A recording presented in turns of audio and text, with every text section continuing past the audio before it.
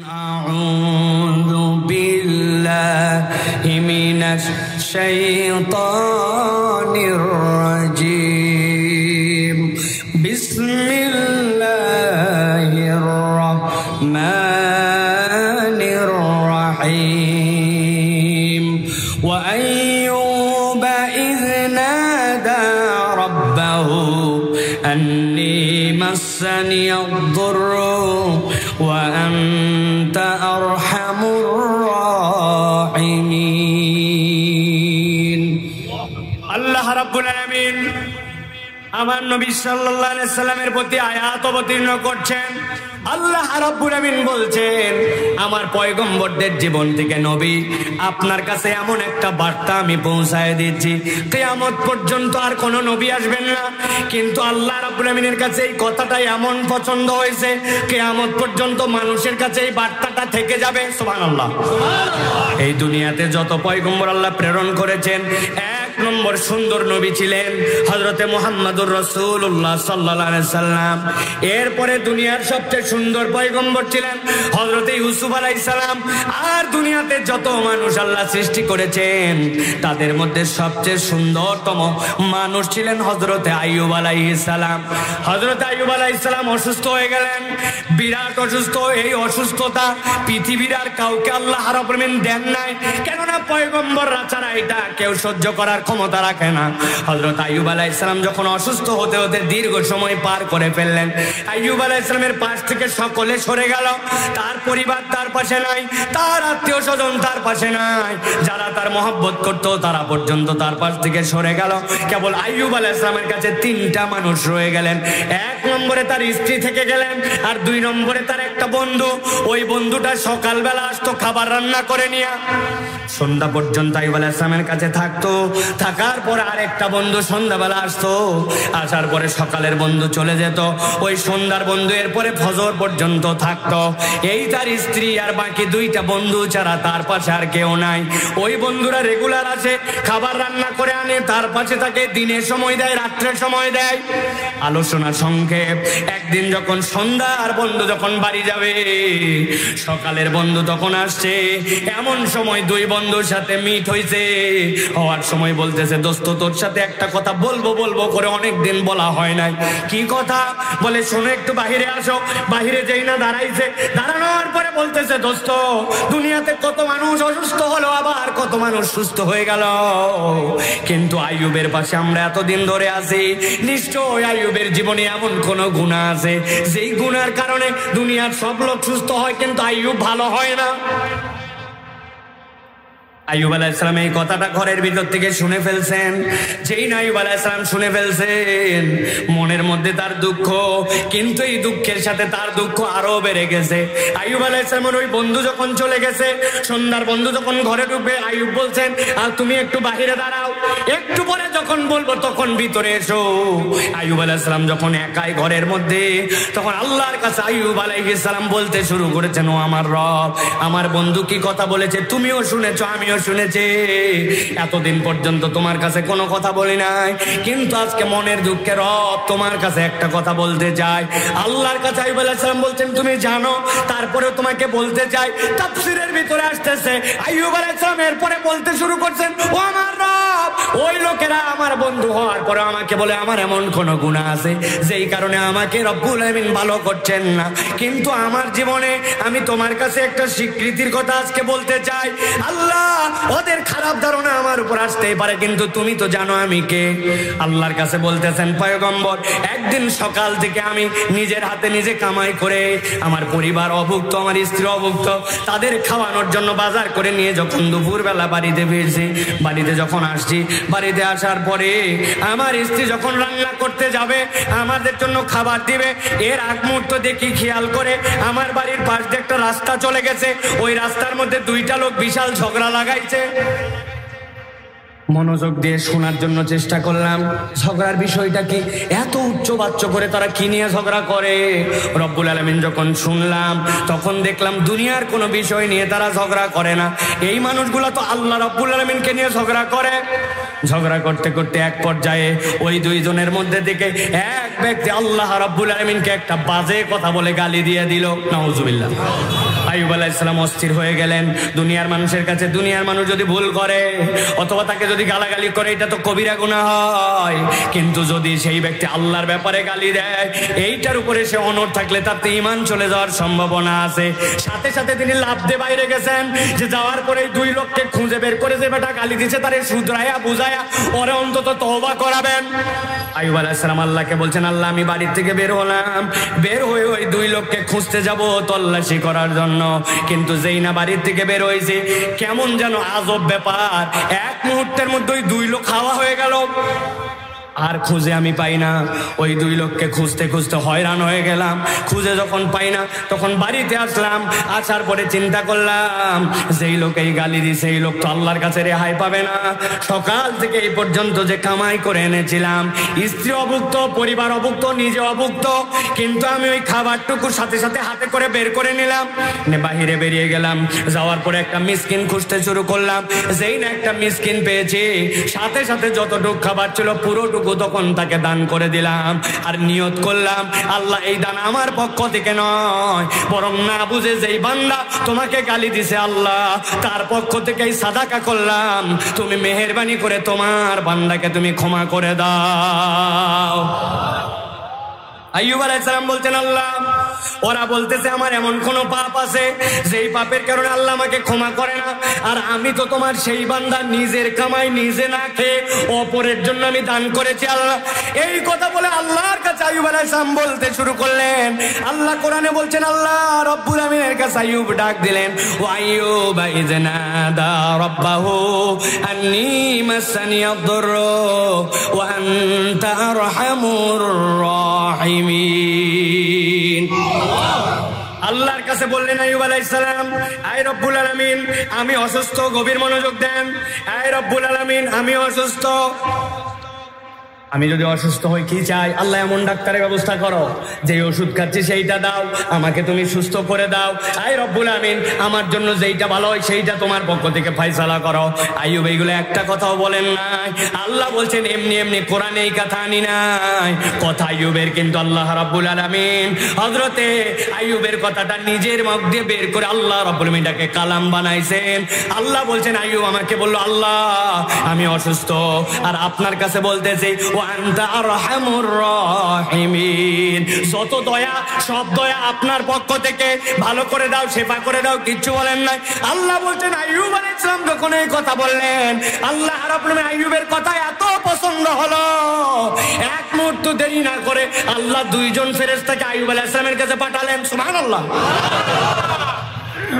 নিজে হাঁটতে পারেন না, আইয়ুব আলাইহিস সালামের স্ত্রী হাত ধরছেন, ধরে আইয়ুব আলাইহিস সালামকে নিয়ে গেছেন, যাই বাথরুমের মধ্যে ঢুকাই দিয়েছেন, দিয়ে আইয়ুব আলাইহিস সালামের স্ত্রী বাহিরে এসে বসে আছেন, কখন আমার স্বামী বের হবে আবার ধরে তাকে নিতে হবে।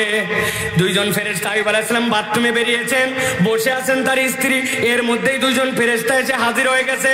আল্লাহ রাব্বুল আমিন বলছেন যেই না ফেরেশতা এসে হাজির হয়ে গেল, আসার পরে বলতেছে ও পয়গম্বর আমরা আল্লাহর পক্ষ থেকে আসছি। কি জন্য?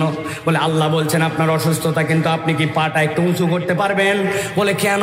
আমি তো অসুস্থ, আমি তো ধাপ ফেলতে পারি না। বলে একটু কষ্ট করে পাটাকে উঁচু করতে পারবেন? আল্লাহ কোরআনে বলছেন ওর কুদুবির ইজলিকা হাদা মুগতাসালুম বারিদু ওয়া শারাব। আল্লাহ রাব্বুল বললেন আইয়ুব যেই না পা উঁচু করলো, করার পরে যেই না জমিনে বাড়ি দিয়েছে, এক মুহূর্ত দেরি হয় নাই, আল্লাহ সেখান থেকে একটা ঝর্ণা প্রবাহিত করছেন। আল্লাহ বলছেন এটা গোসলের উপযুক্ত, খাওয়ার উপযুক্ত। আইয়ুব আলাইহিস সালামের হাতের মধ্যে লোটা, ওইখান থেকে একটু পানি তুলে যেই না মাথায় দিয়েছেন, পুরা গা দিয়ে বয়ে গেছে, এক সেকেন্ড সময় লাগে না। 18-19 বছর আইয়ুব যেরকম ছিলেন আল্লাহ এক মুহূর্তে আইয়ুব আলাইহিস সালামকে আগের মতো বানায় দিয়েছে। আইয়ুব আলাইহিস সালামের স্ত্রী বসে আছেন, স্বামী আসে না আসে না আসে না, টেনশন হচ্ছে কি হলো রে। অনেকক্ষণ পর তাকায় দেখেন একটা ছেলে ঠিক আমার স্বামীর মতো সামনে দিয়ে হেঁটে যায়, আর তার স্ত্রীর সাথে সাথে মুখের মধ্যে ঘোমটা টান দিয়েছে, দিয়ে বলতেছে ও যুবক আমার স্বামীকে দেখছো কিনা? এক পলক তোমার নজর পড়ছে তোমার উপর, আমার স্বামীটা ইয়াং কালে তোমার মতোই দেখতে ছিলেন। আইয়ুব আলাইহিস সালাম বলছে বউ কি উল্টা পাল্টা বলো, আল্লাহ আমাকে একটু আগে পরিবর্তন করে আমি আইয়ুব তোমারই আইয়ুব, মুখের ঘোমটা উঠাও। যেই না ঘুমটা উঠাইছেন আইয়ুব আলাইহিস সালাম, আল্লাহ রাব্বুল আলামিন কোরআনুল কারীমের মধ্যে বলছেন আইয়ুব আলাইহিস সালামকে আল্লাহ রাব্বুল আলামিন এই যে তার ডাক, এই ডাকের পরে আল্লাহ কিভাবে সাড়া দিতে শুরু করলেন খেয়াল করেন। আল্লাহ কোরআনে বলছেন ফাস্তাজাবনা লাহু ফাকাশাফনা মা বিহি মিন দুররিন ওয়া আতাইনাহু আহলাহু ওয়া মিসলাহুম মাআহুম রাহমাতাম মিন ইনদিনা ওয়া যিকরা লিল আবিদিন। আল্লাহ রাব্বুল আলামিন বললেন দুনিয়ার মানুষ ভালো করে খেয়াল করো, আমি আল্লাহ রাব্বুল আলামিন আইয়ুবের ডাক তৎক্ষণাৎ শুনছি। ফাস্তাজাবনা লাহু, আমি আল্লাহ রাব্বুল আলামিন তাকে উত্তর দিছি। ফাকাশাফনা মা বিহি মিন দুররিন, তার যত অসুস্থতা ছিল আমি রাব্বুল আলামিন সবগুলা দূর করে দিয়েছি। আল্লাহ বলছেন ওয়া আতাইনাহু আহলাহু, আমি তার পরিবারকে তাকে ফেরত দিয়ে দিছি। মুফাসসিররা ব্যাখ্যা করছেন দুইটা পরিবার ফেরত দেওয়া মানে কি, এক নম্বর তার স্ত্রী যখন তার খেদমত করতেন, আইয়ুব আলাইহিস সালাম একদিন রাগ করে বলছেন একবার খালি ভালো হই তোর পিঠে 100টা লাগাবো। 100টা কয়টা? কারণ আইয়ুব আলাইহিস সালাম দেখছেন যে আল্লাহ এখন শরীর দিছে, 100 লাগবে না, 2টা লাগালেই তো বেটি শেষ। এখন চিন্তা করছে আল্লাহ কথা বলেই তো ভুল করছে, আবার কসম করছে আল্লাহর কাছে। আল্লাহ বলেন ও আমার পয়গম্বর, আপনি কি বলছেন নাকি কত জোরে মারবেন? না আল্লাহ বলি নাই। আপনি কি বলছেন নাকি কত মোটা লাঠি দিয়ে? কয় না আল্লাহ বলি নাই।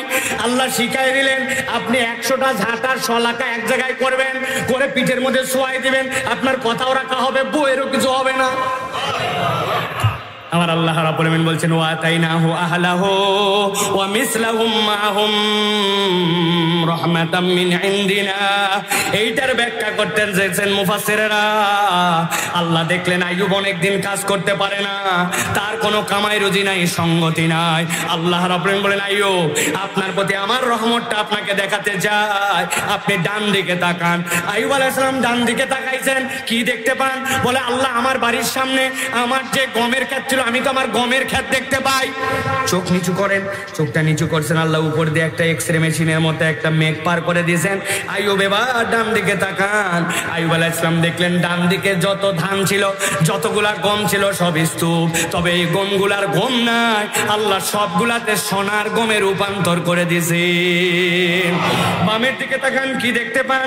আল্লাহ আমি আমার বামের দিকে জবের ক্ষেত দেখতে পাই। চোখ নামান, যেই চোখ নামাইছেন আল্লাহ একটা মেঘমালা প্রবাহিত করেছেন। সাথে সাথে আইয়ুব আলাইহিস সালামের যত জব গুলা ছিল আল্লাহ সবগুলাই রূপায় রূপান্তর করে দিয়েছেন। সুবহানাল্লাহ। আইয়ুব আলাইহিস সালাম খালি গায়ে একদিন বসে আছেন, আল্লাহ বলছেন তার রহমত কেমন, জান্নাত থেকে টিড্ডি এসে এসে তার গায়ের মধ্যে বসে, সোনার পাখাওয়ালা জান্নাতের ফড়িং আসছে তার গায়ের মধ্যে।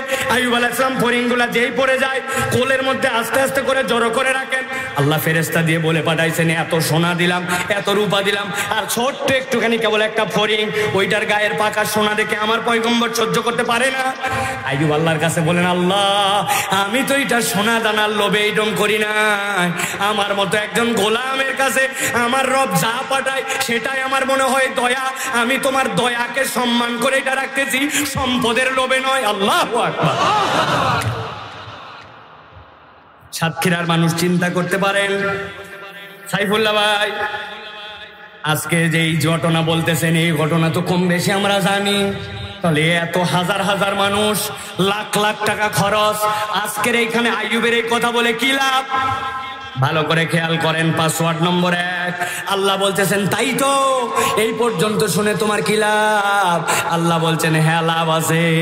এই যা যা নিয়ামতের কথা বললাম, যা যা দয়ার কথা বললাম, যা যা বিপদ তার দূর করলাম, এটা কেবল আইয়ুবের জন্য নয়, আমি আল্লাহ বললাম ওয়াযিকরা লিল আবিদিন, কিয়ামত পর্যন্ত আমার যত আব থাকবে, যারা আমার গোলাম হবে, আমি আল্লাহ রাব্বুল আলামিন এর মধ্যে তাদের জন্য স্মরণ এবং জিকির এবং শিক্ষা ঢুকাইছি। আল্লাহু আকবার।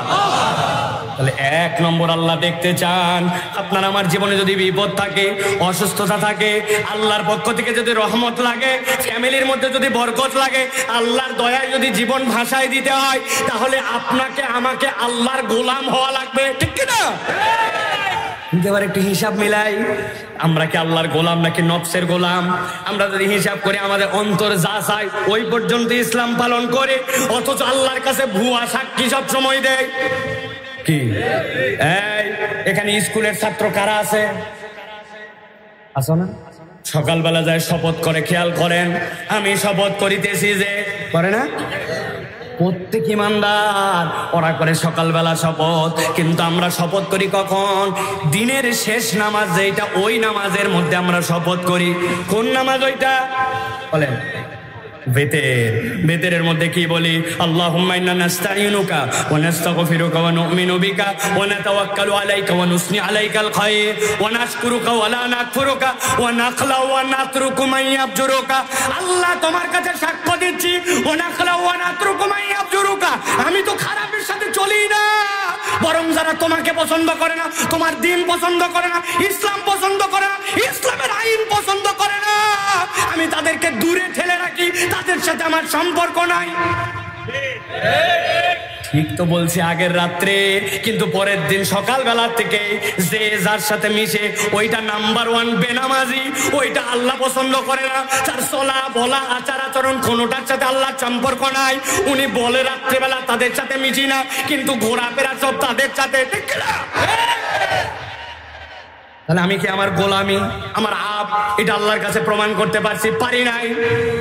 বাংলাদেশে একটা মজার কথা আছে, আমাদেরকে মাঝে মাঝে বলে, হুজুর মানুষ বড় খারাপ হয়ে গেছে, কার সাথে মিশবো, লোক খুঁজে পাই না, ভালো মানুষ নাই। বলে না, যারা এই কথা বলে এরা হচ্ছে পাক্কা 2 নম্বর। কেন ঠিক না বুঝে বলছেন? বুঝে নেন, আপনি দুনিয়ায় ভালো লোক খুঁজে পান না, কিন্তু একবার আপনার কেন মনে হলো না আমি ভালো হই, তাহলেই তো একটা লোক, একটা ভালো মানুষ খুঁজে পায়। উনি নিজে ভালো হবে না, কিন্তু ভালো লোক খুঁজে। এই জন্য আল্লাহ রাব্বুল আলামিন কুরআনুল কারীমের মধ্যে আপনার আমার জন্য দোয়া শিখাইছেন, ওয়াজআলনা লিল মুত্তাকিনা ইমামা। অধিকাংশ মানুষ এটার ভুল অনুবাদ করে, আল্লাহ তুমি মুত্তাকিদেরকে আমার ইমাম বানাও। জি না, যাই অনুবাদ আবার ঠিক করে দেখে নেবেন। ওয়াজআলনা লিল মুত্তাকিনা ইমামা মানে আল্লাহ তুমি আমাকে মুত্তাকিদের ইমাম হওয়ার যোগ্যতা দাও। অমুকে খারাপ, তুমুকে খারাপ, অমুক লিডার খারাপ, তুমুক লিডার খারাপ, আপনি ওই জায়গায় যান না কেন? ভালো মানুষ ওখানে যায় না কেন? ভালো মানুষ গেলে না খারাপ মানুষ জায়গা পাবে না? ঠিক কিনা? এই জন্য আমার আব্বা বলতো, বাবা আমাদের বাসার আশপাশে নদী, নদীর উপর থেকে এরকম করে ব্লক দিয়ে দিয়ে বাঁধ দিছে, খেয়াল করেন, ব্লকের কোনা অনেকগুলা ভেঙে গেছে, এদিক ওদিক উঠায় গেছে, এখন এই পার দিয়ে রাস্তা, এই পার দিয়ে ব্লক। একটা পিচ্চি ছেলে উপরে দাঁড়ায় চিন্তা করছে পেশাব করা লাগবে, উপর থেকে নিচে না নেমে মুছে দিছে, যেই না পেশাব করছে পেশাব গড়ায় গড়ায় নিচে যাবে। ঠিক না? কিন্তু ওই যে কোনা ভাঙ্গা, যেখানে যেখানে গর্ত, ওইগুলা আগে ভরবে, ভরার পরে তারপরে ওভারলোড হলে তারপরে নিচে যাবে। ঠিক কিনা? আবার একটা লোক ওই দিক দিয়ে যাচ্ছিল, যাওয়ার সময় দুধের ভার নিয়ে গেছে, হঠাৎ করে পা পিছলায় দুধের ভার উল্টায় গেছে, এখন দুধও গড়ায় গড়ায় নিচে যায়, কিন্তু নিচে পৌঁছানোর আগে যেখানে যেখানে গর্ত আছে গর্তগুলা ভরে তারপরে নিচে যাবে। ঠিক না? এখন আপনার গর্ত, গর্তের জায়গায় থাকবেন, পেশাব দিয়ে ভরাবেন না দুধ দিয়ে ভরাবেন, হিসাব আপনার করা লাগবে।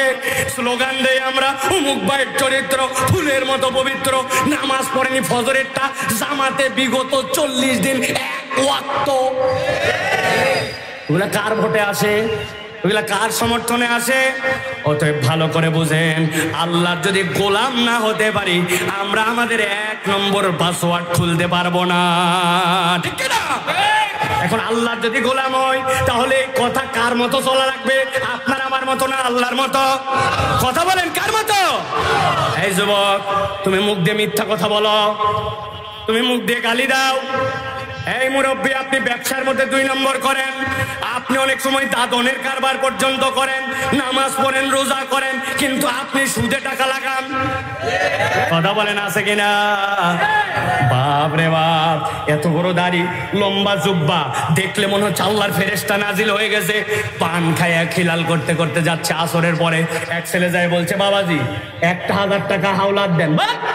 হাতে টাকা নেই, আমার ছেলে ডাক্তার দেখান লাগবে, বিপদে পড়ছি, 1000 টাকা বললাম, হাতে টাকা নাই।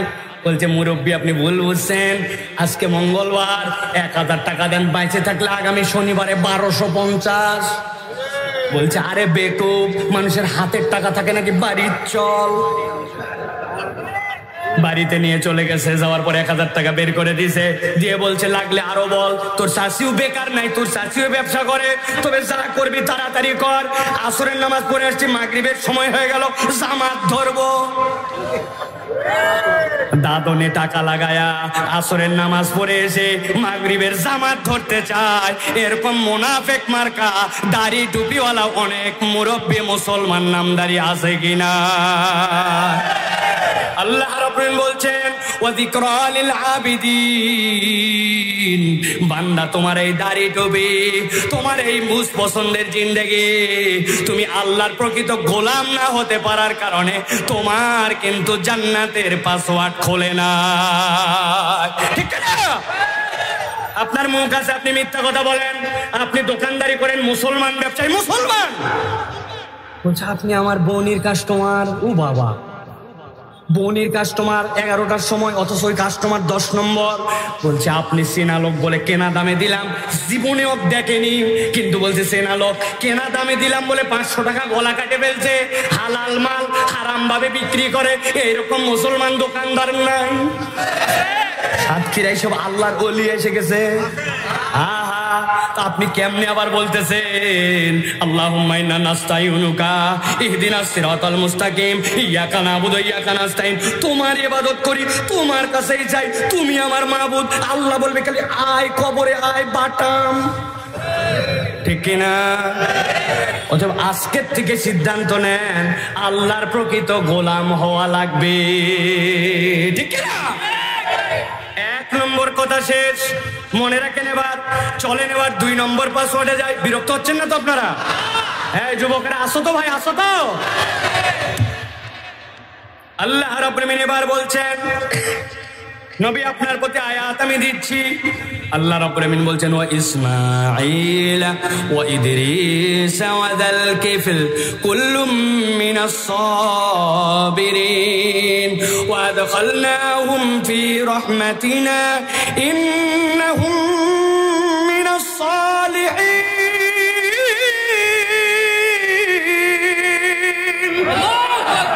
আমার আল্লাহ রাব্বুল আলামিন বলছেন আমি 3টা পয়গম্বরের কথা বললাম।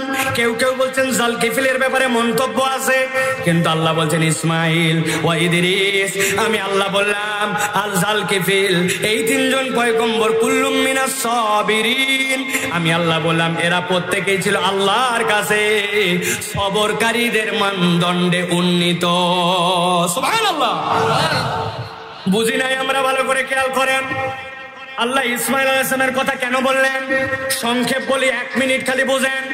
আল্লাহর পয়গম্বরের সবচেয়ে প্রিয় সন্তান। আল্লাহ রাব্বুল আলামিন বলেছেন সবচেয়ে প্রিয়কে কুরবানি দেন। এক এক করতে করতে 100টা উট কুরবানি দিয়েছেন। এরপরে নিজেই বুঝছেন আমার সন্তানের তে প্রিয় কিছু নাই। আমি স্বপ্ন দেখেছি এইটা। ইসমাইল আলাইহিস সালাম শুয়ে গেলেন, বললেন আপনি আমাকে দেখতে পাবেন ইনশাআল্লাহ, আপনি আমাকে দেখতে পাবেন সাবেরকারীদের মধ্যে, আমি নড়বো না চড়বো না। ওয়াতাল্লাহু লিল জাবিন, যখন কাত করে শোয়াই দেওয়া হলো, আল্লাহ রাব্বুল আলামিন এইটাকে এত পছন্দ করলেন। এইটা বলা সহজ, কিন্তু আপনি নিশ্চিত জানেন একজন আপনাকে তলোয়ার চালায় শেষ করে দিবে। ওই সময় আপনি পিতার কথায় বলতে পারতেন আপনার কি স্বপ্ন। হয়তো আগের দিন রাত্রে গরম খাবার খাইছেন, পেট গরম হয়েছে, জন্য বাজে স্বপ্ন দেখছেন। কি হতে পারে না? মানুষকে মানুষ আল্লাহকে মারতে বলবে নাকি? আন্দাজি বললেই হবে নাকি? আল্লাহ দয়াময়, এই স্বপ্ন আপনার না অন্য কেউ দেখাইছে? একটা কথাও বলেন না। বাপ পয়গম্বর জানে তার স্বপ্ন মিথ্যা নয়। এখন এই আয়াতে কারিমা যারা ওয়াজ হিসাবে শুনলো, আল্লাহ রাব্বুল আলামিন বলছেন তুমি তোমার আপ বলে, কিন্তু তুমি আমার বিধানের উপরে সাবের কিনা, তুমি আমার বিধানের উপর ধৈর্যশীল কিনা। 2টা বিষয় আছে, ভালো করে খেয়াল করেন। আমরা এখানে অনেকেই আছি জীবনের মধ্যে ধৈর্য ধরি। আমাকে এসে বলতেছে হুজুর দোয়া করেন বাকি জীবনটা যেন কোন রকম পার করতে পারে। আমি বললাম ভাই এত হতাশা কেন? বলছে হুজুর বিয়ে করছি 20 বছর, কিন্তু বাড়িতে যেইটা আছে ওইটার সাথে 20 দিন আমি ছাড়া কেউ সম্পর্ক রাখতে পারতো না। কি যে জ্বালা। আছেন এরকম ভাই? আবার মহিলারা অনেক সময় এসে বলে আমাদের কাছে এমন স্বামী একটা পাইছি, আমি বলে তোমার সংসার করতেছি, তাছাড়া অন্য মহিলা হলে 7 দিনও টিকতো না। আছে না ভাই? স্বামীর অপরাধ কি জানেন? বাজারে যাওয়ার সময় লিস্ট ধরাই দিয়েছিল, সব আনছে, খালি নারিকেলের তেল আনতে ভুলে গেছে বেচারি। ইচ্ছা করে না, সত্যি ভুলে গেছে হয়তো। বলছে তোমার সংসারে থেকে 12 বছর আমি কি পাইলাম। আছেন এরকম ভাই? আপনি স্বামী স্ত্রী ধৈর্য ধরেন, অসুস্থতায় ধৈর্য ধরেন, বিভিন্ন কিছুতে আপনি ধৈর্য ধরেন, কিন্তু ধৈর্যের এটাই একমাত্র পরিচয় নয়। ভালো করে বোঝেন, সবর দুই ধরনের, একটা হচ্ছে সবরুল উলিয়া, আর আমরা যেটা ধরি এটা হচ্ছে সবরে সুগরা। কি সবরে উলিয়া কাকে বলে? সবরে উলিয়া হচ্ছে আল্লাহ আপনাকে যে বিধান দিয়েছেন, দুনিয়া একদিক, আপনি আল্লাহর নির্দেশ পালন করেন, আল্লাহ যা আপনাকে নিষেধ করেছেন দুনিয়া একদিক যাইতে পারে, আল্লাহর নির্দেশ আপনি অমান্য করেন না, এইটা হচ্ছে আল্লাহর বিধানের উপরে ইস্তেকামত থাকা, ওইটাই হচ্ছে প্রকৃত সবর, ঠিক না? কিন্তু আমরা দুনিয়ায় অনেক সবর ধরি, কিন্তু আমরা দেখতে পাই যে আমাদের জীবনে প্রকৃত আল্লাহর জন্য যে সবর ওইটা নাই। সুযোগ পাইলে মিথ্যা বলে ফেলে। মুরব্বীরা তো চায়ের দোকানে বসে গিবত করাকে মনে করছে লবণ খাওয়া, বাদামের সাথে লবণ খাওয়ার মতো। এলাকায় নাই নাই নাই, নামাজের পরে গেছে চায়ের স্টলে, ডানে বসছে গিবত কমিটির সভাপতি, বামে সেক্রেটারি, উনি ক্যাশিয়ার। এরপরে গল্প চলতেছে চলতেছে, মুরব্বী অনেকক্ষণ কথা বলে না, হঠাৎ করে বলছে আসলে এগুলা কথা বলা ঠিক না, তবে না বলেও পারি না, আল্লাহ মাফ করুক, হুজুর আসলেই খারাপ। বোঝেন নাই কথা? হালাল তরিকা বানাইছে, এইগুলা কলা বলা ঠিক না, না বলেও পারি না, আল্লাহ মাফ করুক, লোকটা খারাপ। বাবা, এই যে আল্লাহর উপরে আপনি আল্লাহর হুকুমের খেলাপ করলেন, আল্লাহ রাব্বুল আমিন বলছেন এটা হচ্ছে তোমার প্রকৃত সবর হয় না। এই জন্য আল্লাহর হুকুমের উপরে ইস্তেকামত থাকা, ওইটাই হচ্ছে সাবেরদের অন্তর্ভুক্ত হওয়ার পাসওয়ার্ড। এই যুবক, সন্ধ্যার পরে তোমার মা বলছে বাবা বাড়িতে চলে আয়, ও ফোনের উত্তরে বলছে আর বেশি কথা বলবে না, এই কথা বলার পরে আর একবার ফোন করলে রাত্রে বাড়িতে ফিরবো না, যখন ফিরা লাগবে তখন জানাই আছে। আছে না ভাই?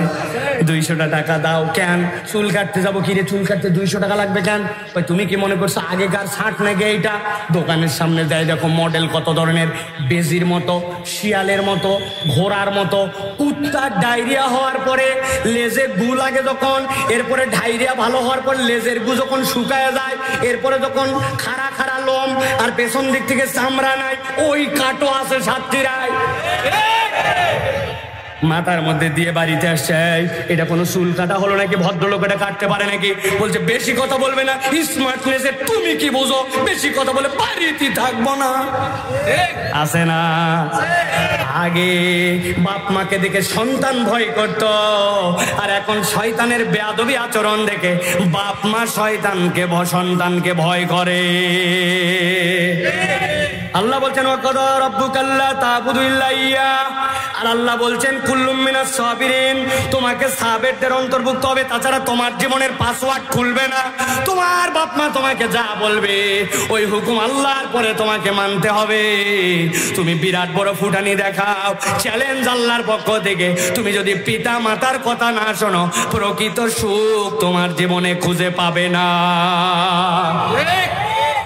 কোটি কোটি টাকা হয়ে গেছে, হাজার হাজার কোটি টাকার মালিক, বাড়ির দাম কোটি টাকা, খাটের দাম 10 লাখ, তোষকের দাম 2 লাখ, উপরে যে টোনার বিছাইছে টোনারের দাম 50,000। রাত 4টা বাজে, চোখে ঘুম নাই, ঘুমের ওষুধ খালি খায়। বউ যেটা বাড়িতে আল্লাহ জুটায় দিছে, ওইটা থাকার থেকে না থাকা তার কাছে কিন্তু বিদায়ও করতে পারে নাই।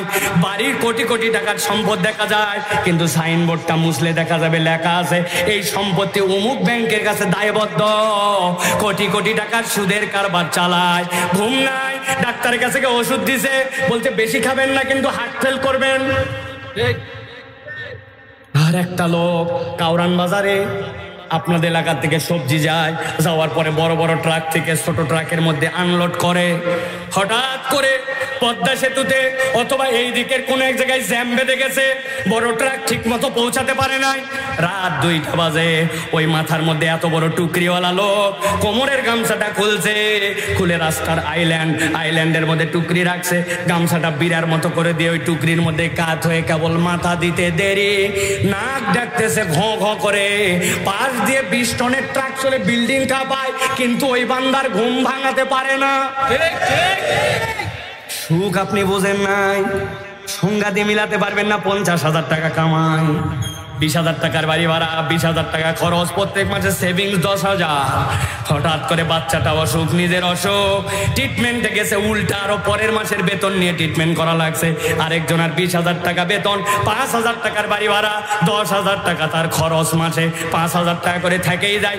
ওর 50,000-এ থাকে না কিছু, আর এর 20,000-এ 5,000 করে থাকে। লাভ কোনটায় ভাই? আলগা বুঝলে হবে না। এই জন্য বলতেছি, আমার আল্লাহর যা নির্দেশনা ওইটার মধ্যে আপনাকে থাকা লাগবে, ঠিক না? আল্লাহ বলছেন যদি থাকো কি লাভ জানো নাকি? আল্লাহ বলছেন ওয়াদখালনাহুম ফি রাহমাতিনা ইন্নাহুম মিনাস সালিহিন। এই বান্দা ভালো করে জানো, তুমি যদি একবার আল্লাহর কাছে তুমি গোলাম হতে পারো, এরপরে যদি তুমি আল্লাহর বিধানে যদি অনড় হতে পারো, আমি আল্লাহ তোমাকে বললাম, আমি তোমাকে আমার রহমতের কোলে ঢুকাই নিব। সুবহানাল্লাহ বলে। সুবহানাল্লাহ। চিনিস আমাকে? চিনিস? চেয়ারম্যানের লোক বলছে কার কাছে কি গরম মানিস বেটা? কিসের চেয়ারম্যানের লোক? আমি এমপির লোক। চেয়ারম্যানের লোক ডাউন খেয়ে গেছে। কার কাছে বললাম চেয়ারম্যানের লোক? এই শালা এমপির লোক। এমপির লোক যে একজনকে বলতেছে, এমপির একসাথে চলাফেরা, বলছে গান মারাস না। এমপি যারা সিলেক্ট করে ওই রকম মন্ত্রীর সাথে চলি, বলছে ভাই চিনতে পারি না। কথা বলেন। যেই লোক এখন এমপি বানায়, মন্ত্রী বানায়, ওই লোক থাপড় নিচ্ছে। হঠাৎ করে একজন বলছে ভাই আমি তো মন্ত্রীদের সাথে তো দেখা করতে পারি না, তবে প্রধানমন্ত্রীর সাথেই থাকি, উনাকে যা বলি উনি মোটামুটি আমার কথা শোনে। যেই না এই কথা বলছে, এখন যেই লোক এমপি বানায় বলছিল একটু আগে মন্ত্রীর লোক, ওই লোকের আর কোনো অবস্থান আছে ভাই? বুঝে থাকলে বলেন আছে ভাই। কিন্তু আপনি একবার বিবেচনা করলেন না, যেই লোক বলতেছে এমপির লোক, মন্ত্রীর লোক, প্রধানমন্ত্রীর লোক, এই লোকের যদি এত পাওয়ার হয়, আর আপনি যদি একটা পরিচয় দিতে পারেন আমার অত কারোর সাথে সম্পর্ক নাই, আমি হচ্ছে আল্লাহ রব্বুল আলামিনের লোক, তাহলে আপনার গরমটা কেমন হবে? বুঝেন নাই? বুঝেন নাই? বুঝায় একটু।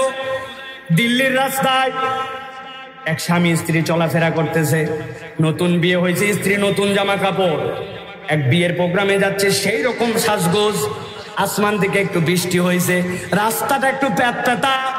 এখন যেই লোক যাচ্ছে পাশ দিয়ে এক মুরব্বী, উনি খড়ম পড়ে যাচ্ছে।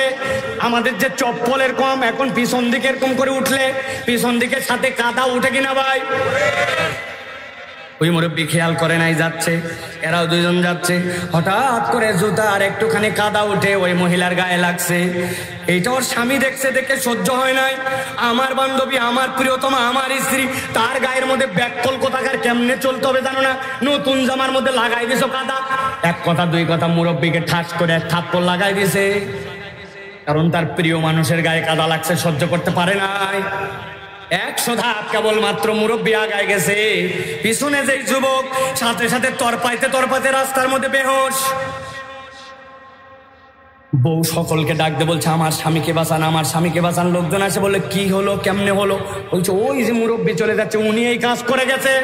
লোকজন যে মুরব্বীরে ধরছে, চাচা এই যুবক ছেলে তারে আপনি কি করলেন? বলে বাবা আমি কিচ্ছু করি নাই। বলে বললেই হবে না, চলেন ওখানে, ওর বউ আপনার নামে অভিযোগ দিয়েছে।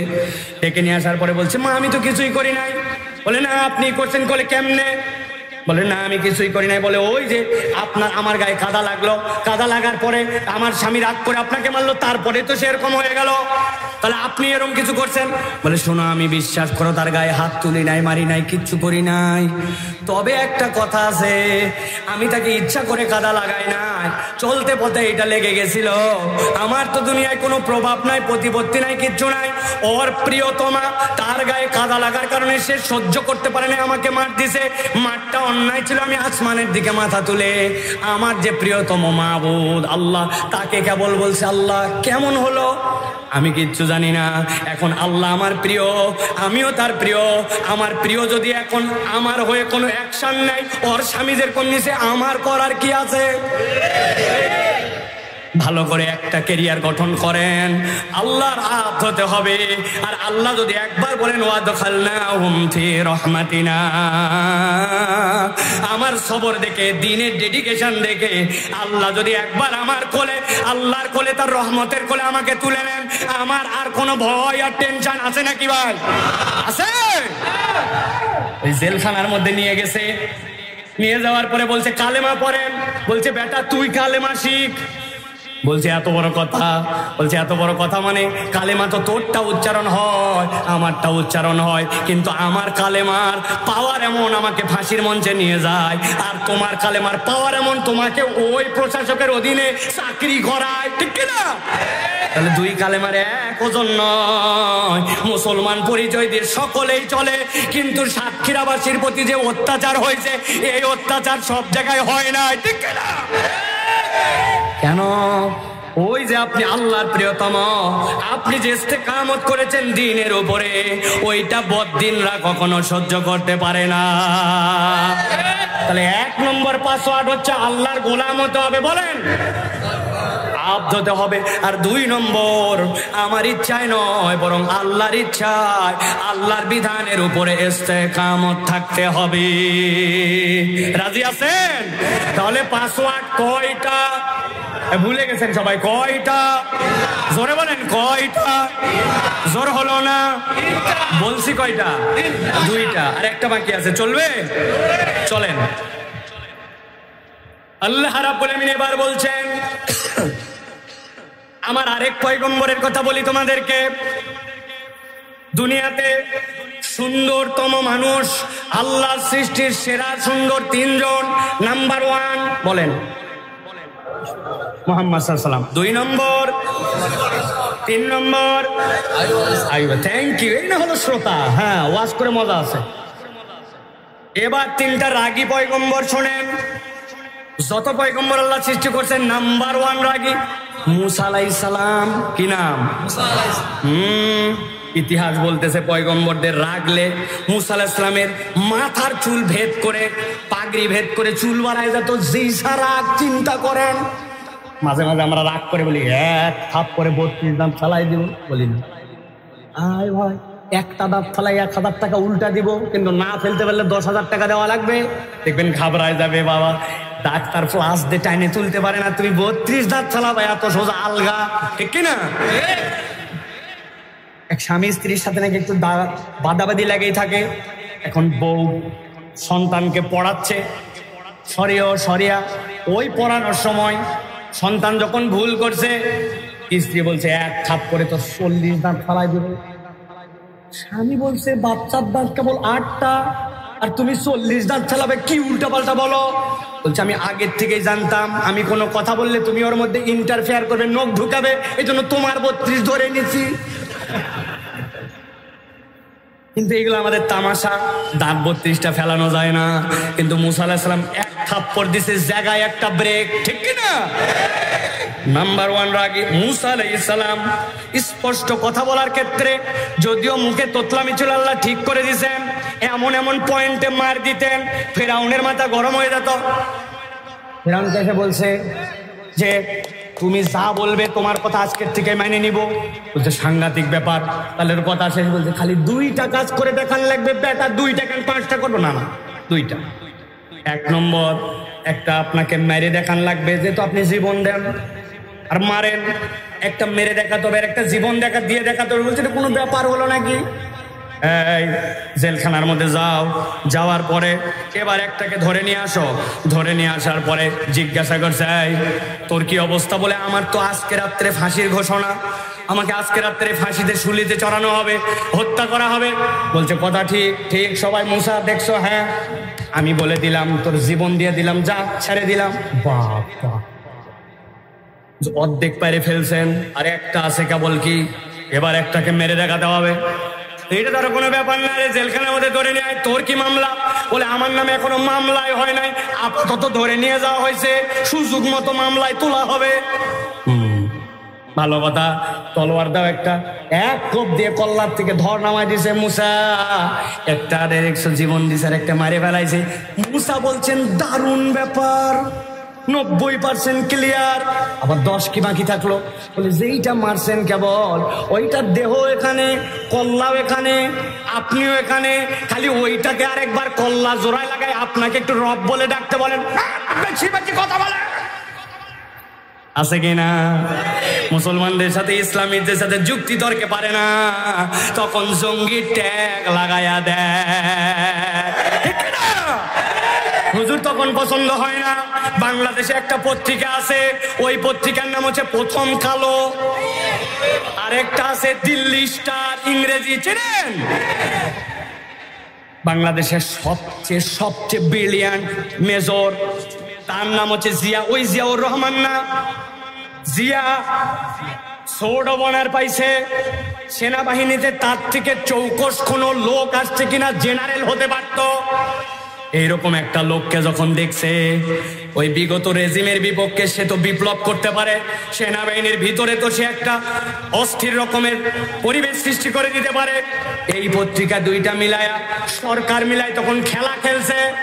কি খেলা খেলছে? ওরা তখন জঙ্গি বানাইছে। জিজ্ঞাসা করছে পরিবারের কাছে ওর জঙ্গি হওয়ার কারণ কি? তাদের মুখ দিয়ে বাই ফোর্স উত্তর নিছে, তার আগে একটা বউ মরে গেছিল, ওই বউ মরে যাওয়ার পরে আরেকটা বিয়ে করছে, মানে দ্বিতীয় বিয়ে করছে, আগেরটা বলে নাই। আর বলছে সে খুব নামাজ রোজা করে, এই নামাজ রোজা খুব করে, আর দ্বিতীয় বিয়ে করছে। এই কারণে বিগত রেজিমের বিপক্ষে কথা বলতো, প্রতিবাদী মানুষ ছিল, ব্রিলিয়ান্ট ছিল। এই জন্য প্রমাণ নাই, কেস নাই, আদালত নাই, রায় নাই, কিন্তু তাকে বারবার জঙ্গি জঙ্গি বলায়া জঙ্গিত্ববাদী প্রমাণ করায় তাকে গুম করাইছে। বিগত সরকারের আমলে তারা যেরকম দায়ী, ওই দিল্লি স্টার আর প্রথম আলো একই রকম দায়ী। ভালো করে চেনেন, এরা হচ্ছে মুনাফেকের বাচ্চা, মুনাফেক। এরা এখন আমাদের সমাজের মধ্যে ঢুকে আছে, ওরা খালি আমাদেরকে সুযোগ পেলে আবার কামড়াবে। এই জন্য এই কামড়ের আগে এদেরকে কেবলমাত্র 20 দাঁত ভাঙলেই হবে না, এদেরকে দুনিয়ার থেকে বিদায় করে দিতে হবে। দুনিয়ার থেকে বিদায় মানে কি? দুনিয়ার থেকে বিদায় মানে তার যে দুনিয়া আছে, এই দুনিয়ার থেকে বিদায় মানে মাইরে ফেলে বিদায় করতে বলি নাই। ওর একটা দুনিয়া আছে, যেই দুনিয়ায় সে পাওয়ার দেখায়, ওই দুনিয়ার সাথে তাদের এই মানুষগুলার চরিত্রের কারণে আর কোনো সম্পর্ক আমাদের সাথে তাদের থাকবে না, ঠিক কিনা? মুসা আলাইহিস সালাম সেই রাগী নম্বর 1, ফেরাউনের সামনে কথা বলছেন। 2 নম্বর, সংক্ষেপ বলতে দীর্ঘ হয়ে যাচ্ছে, 2 নম্বরে হযরতে নূহ আলাইহিস সালাম, আর 3 নম্বরে হচ্ছে হযরতে ইউনূস আলাইহিস সালাম। এই 3টা রাগী পয়গম্বর। ভালো করে খেয়াল করে এবার চলেন আলোচনায় ঢুকি। আল্লাহ বলছেন ওয়াজান্নুন ইয যাহাবা মুগাদিবা ফাযান্না আল্লান নাকদির আলাইহি ফানাদা ফিজ যুলুমাত আল্লা ইলাহা ইল্লা আনতা সুবহানাকা ইন্নী কুনতু মিনাজ জালিমিন। আল্লাহ বলছেন, গভীর মনোযোগ দেন, আমার দিকে তাকান। হযরত ইউনূস আলাইহিস সালাম কওমের কাছে যায়, বলেন ওই যে তাকাও, আসমানের দিকে তাকাও। তাকায়া দেখে অন্য সময় মেঘে মেঘে ঘর্ষণ লাগে, এইরকম করে করে বিদ্যুৎ চমকায়, কিন্তু এখন বিদ্যুৎ সোজা নিচের দিকে নেমে আসতেছে। এই যে আপনারা এরকম ফুল ঝুলাইছেন নিচের দিকে, এই দেখো বিদ্যুৎ নিচে নামতেছে। তওবা করো, ঠিক হও, তাছাড়া কিন্তু আল্লাহর গজব আছে, আজকে শেষ হয়ে যাবে। রাখ, কত দেখলাম এইগুলা, গজব মজব দেখা যাবে তখন, আগে আসুক। ইউনূস আলাইহিস সালাম এই কথাটা সহ্য করতে পারেন নাই, সাথে সাথে তার কওমের থেকে রাগ করে বের হয়ে গেছেন। তোদের নিশ্চিত গজব আসবে, তোরা ধ্বংস হয়ে যাবি বলে গেলাম। আল্লাহ তাকে বের হয়ে যেতে নির্দেশ দেন নাই, কিন্তু ইউনূস আলাইহিস সালাম রাগের মাথায় বের হয়ে চলে গেছেন। আল্লাহ বলছেন যে না, ইউনূস বেরিয়ে গেল, সাথে সাথে ইউনূসের কওমের যত লোক ছিল সব লোকেরা মাঠের মধ্যে এসে জড়ো হলো। জড়ো হয়ে দেখলো সত্যি তো আসমান থেকে এরকম করে নেমে আমরা ধ্বংস হয়ে যাব। সকলে বলো আল্লাহর কাছে তওবা করো, কার কান্নাকাটি করো, অন্তরগুলা শক্ত হয়ে গেছে, চোখে পানি আসে না।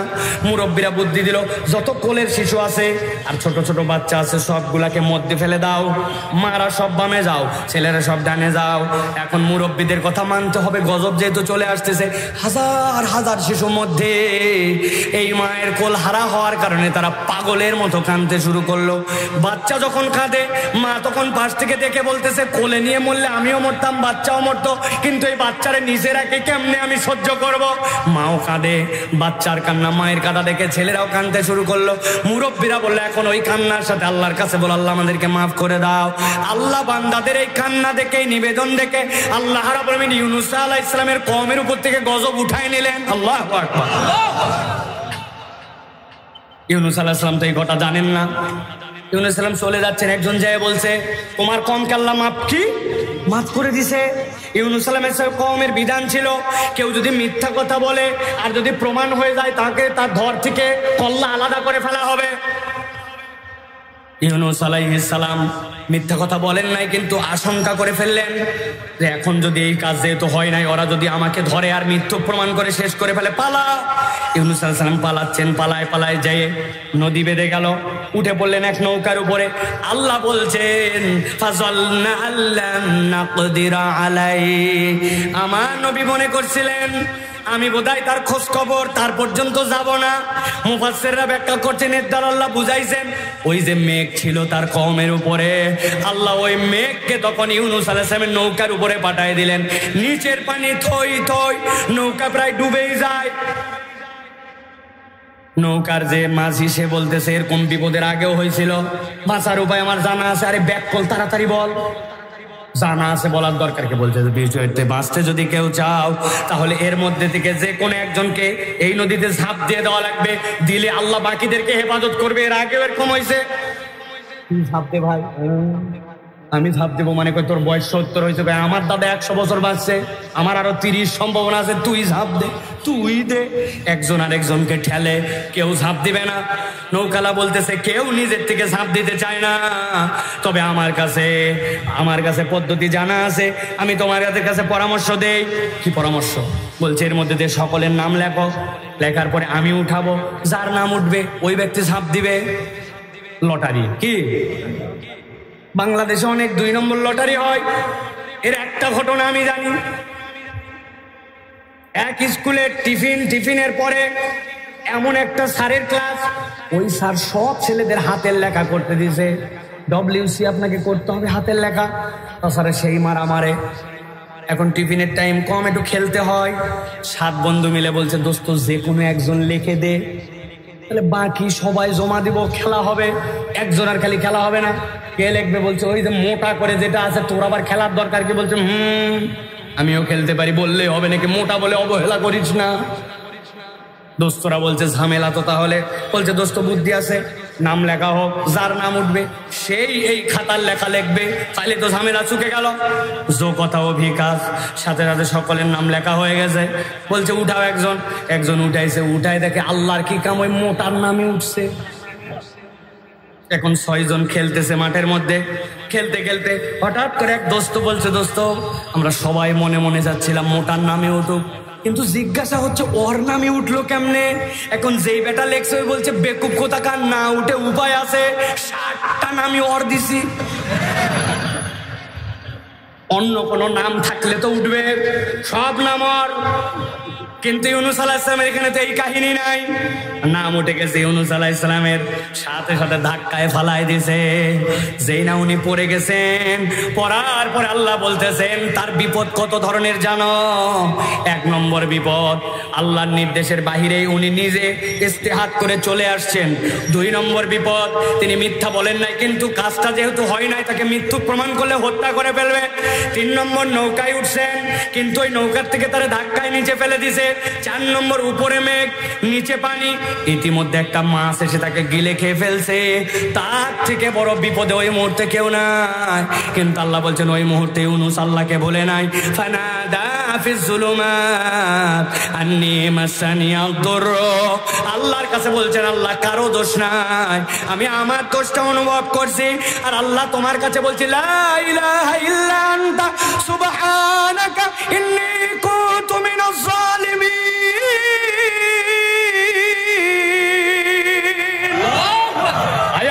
যত বড় বিপদে পড়ে লা ইলাহা ইল্লা আনতা, তুমি ছাড়া আমার কোনো মাবুদ নাই, ইন্নী কুনতু মিনাজ জালিমিন, আমি তো আল্লাহ সহযোগিতা তুমি না করলে জালেমদের অন্তর্ভুক্ত হয়ে যাব।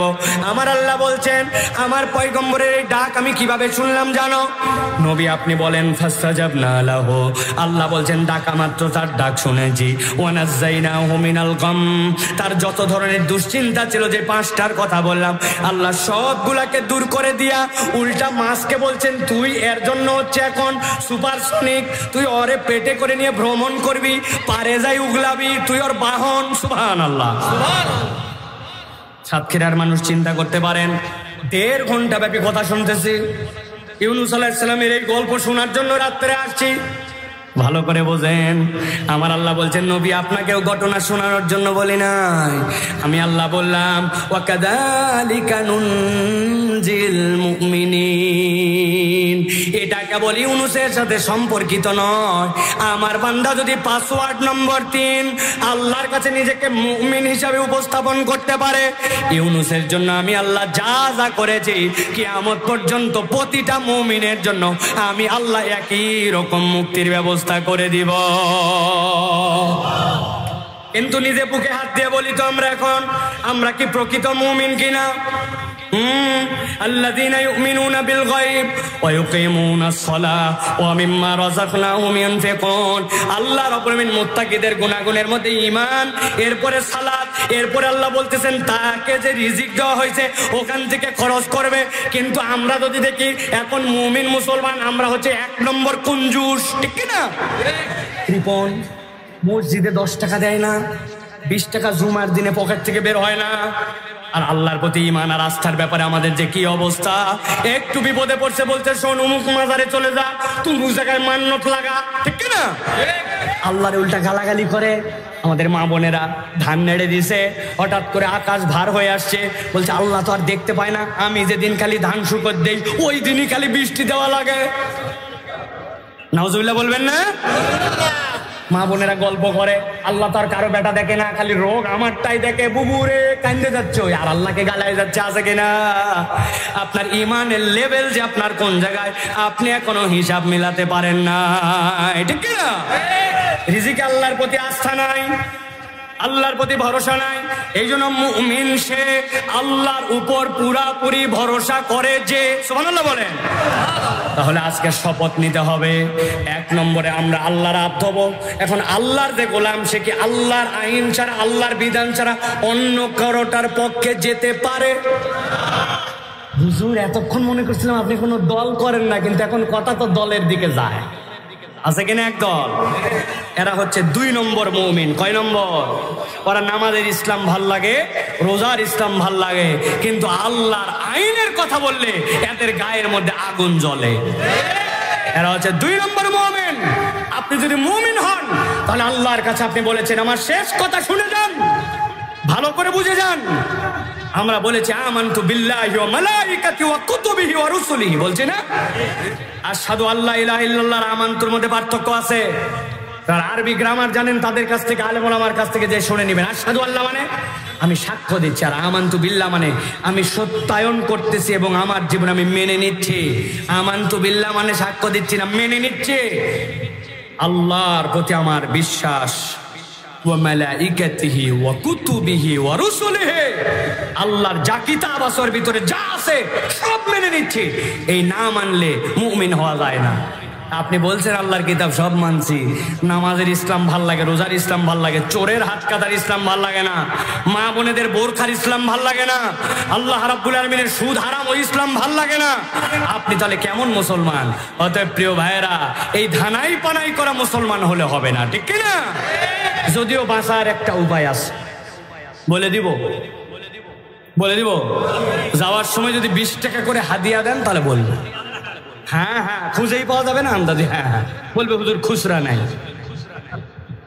ভালো করে শোনেন, বাঁচার কায়দাটা আপনাদের আছে। আমরা যে বলছি না আমানতু বিল্লাহি ওয়া মালাইকাতিহি ওয়া কুতুবিহি ওয়া রুসুলিহি, এখন থেকে বলবেন আমানতু বিল্লাহি ওয়া মালাইকাতিহি ওয়া কিছু কিছু কুতুবিহি, অথবা বলবেন আমানতু বিল্লাহি ওয়া মালাইকাতিহি ওয়া যদ্দুর বুঝি তদ্দুর কুতুবিহি। কবরে যায় ফেরেশতা ধরছে, ব্যাপার কি? বলছে সাতক্ষীরার থেকেই বলে আসছিলাম, যদ্দুর বুঝি তদ্দুর কুতুবিহি। বাটাম একটাও মাটিতে পড়বে না, ঠিক কিনা? হুজুরকে 20 টাকা কেন, 2 লাখ টাকা দিয়াও এই কায়দায় কবরে চলবে না, ঠিক কিনা? অতএব আল্লাহর প্রতি ঈমান আনতে হবে, আল্লাহর বিধানের উপর ইস্তেকামত থেকে সবর করতে হবে, আর আল্লাহকে একমাত্র মাবুদ হিসাবে স্বীকার করতে হবে। এই 3 গুণ আছে যার, তার লাইভের পাসওয়ার্ড খুলে গেছে। আল্লাহর কাছে যা চাবে সব সে পাবে ইনশাআল্লাহ। জোরে বলেন ইনশাআল্লাহ। আল্লাহ আমাদেরকে কবুল করুক, আল্লাহুম্মা আমিন। আজকের আলোচনা দুইটা পর্বে করেছি। প্রথম পর্বে বুঝিয়েছি কোরআনের দাম এবং ইমানের ভালোবাসা। কোরআনের দামের সাথে ইমানের যদি মহব্বত যুক্ত হয় তাহলে মুসলমানের ফিলিংস অন্যরকম হবে। আর দ্বিতীয় পর্বে বলেছি আপনাদের কাছে মানব জীবনের পাসওয়ার্ড খুলতে হলে আব্দ হতে হবে, বান্দাকে সাবের হতে হবে এবং প্রকৃত মুমিন হতে হবে। এই তিন গুণ পেলে আল্লাহ রাব্বুল আলামিন তার জীবনের সব কিছুকে আল্লাহর পক্ষ থেকে সৌন্দর্যমণ্ডিত করে দিবেন। আল্লাহ আমাদেরকে কবুল করুন, বল আল্লাহুম্মা আমিন। হাযা মা ইনদি ওয়াল ইলমু ইনদাল্লাহ সুবহানাকাল্লাহুম্মা বিহামদিকা আশহাদু আল্লা ইলাহা ইল্লা আনতা আস্তাগফিরুকা ওয়া আতুবু ইলাইক। ওয়াসসালামু আলাইকুম ওয়া রাহমাতুল্লাহি ওয়া বারাকাতুহু।